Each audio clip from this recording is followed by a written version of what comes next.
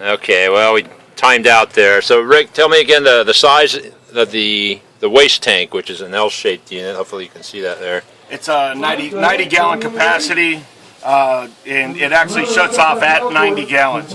Another benefit, as we talked about earlier, is you got this room right inside here. Yeah. Really almost a non-intrusive drive shaft. You're not going to feel the elements. You're not going to hear road noise, as you can see, and that's a usable shelf right there. Yeah.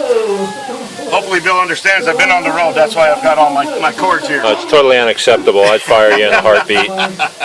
So if you want now, we can throw the hood back on and they can see a footprint of the front. Yeah, that was pretty cool. It came off really easily. And what's your water pond, the fresh capacity? 120. 120. Yep. 300 feet capacity on the hose reel. I like the simplicity of this, and this is set up live. The actual hose reel set up live.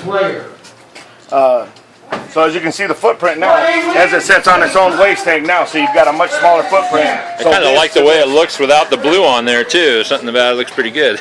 Yeah, it looks kind of cool. Maybe it's the black and white footage here. I'll throw it back on for you guys. All right, so as you can see, there's channels built into it. Yeah, I think you Butler owners will appreciate. Hopefully Rick doesn't blow this. He gets it right on there. Oh, my finger! You pull the hose out. Put it back on the rails. And then it's like a rail system. Just to push back in. No forklift needed. Yeah. You just put one, two of these little screws. And here's your array of buttons. Clutch control, speed control. So you got low, which is going to be your upholstery. Yep. Medium is what, single wand, and this is a dual wand? Yes, sir. This would work as a dual.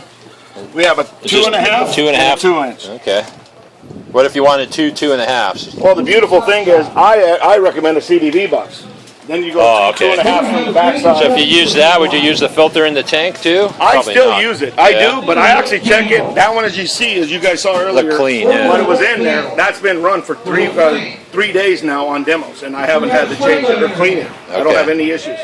And what RPMs is the truck running at say high? You know, most carpenters 15. 1,500 RPMs? 1,500. And you dare guess a fuel usage? You know, honestly, we'll go with what everyone says on it. Really standard is under 2 gallons per hour on that V8. Under 2 an hour? Under 2 an hour is what we're getting on it. What we're, you know. And if you drop it down to medium, what's the RPMs?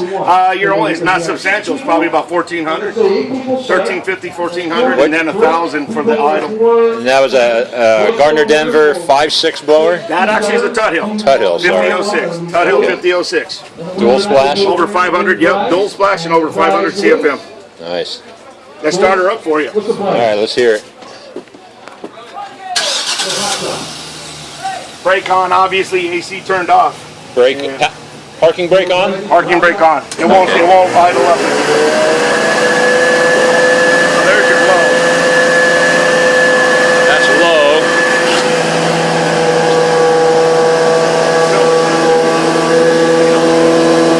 What are you doing, Rick? Can I turn it up?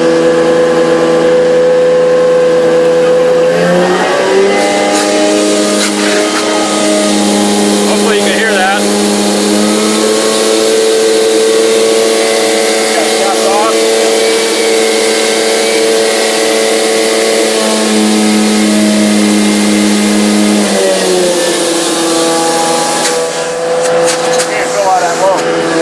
Holy crap, that's pretty good for low. Turn it up high.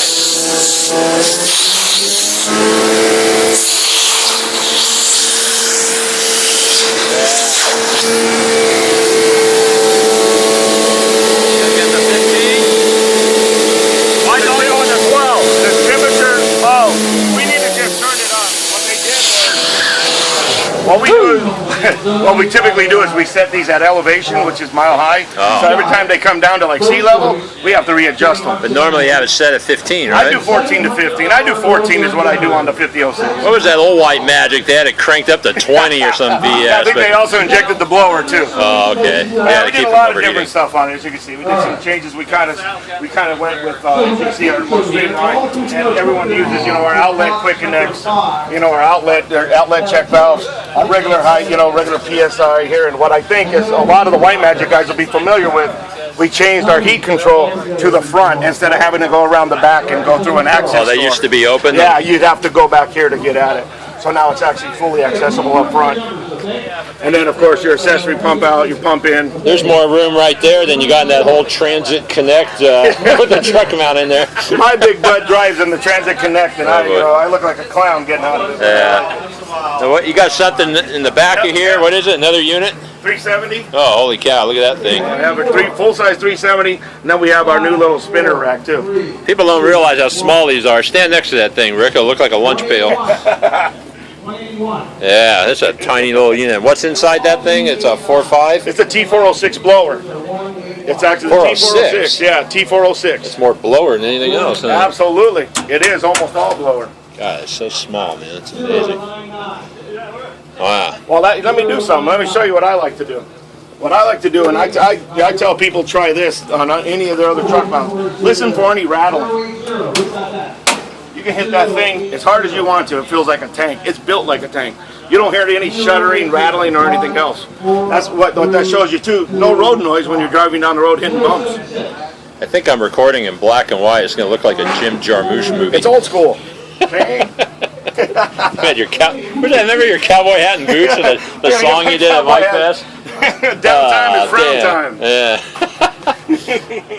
So do you have the new striker wand or something, or no? I don't have it in this truck. We'll have it at Connections, but we also have it in the other demo truck. What's the difference on the new striker wand? Sorry, man, breaking your shit. Well, really, what we want to do is this time we want to get it right the second time.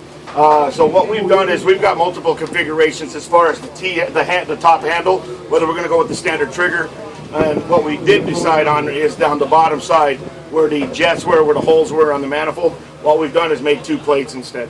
So then what you get out of that is you can actually, if it does clog or when it clogs, you can separate the 2 plates, flush it, and then put them back together that quick. 6 loose screws. That's all you got to do.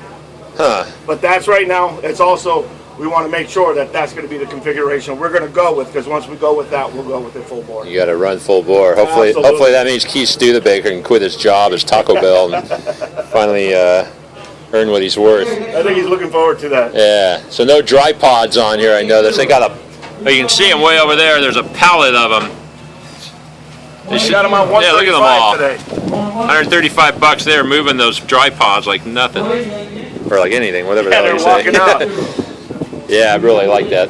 That thing is one finger. Yeah, it is. All right.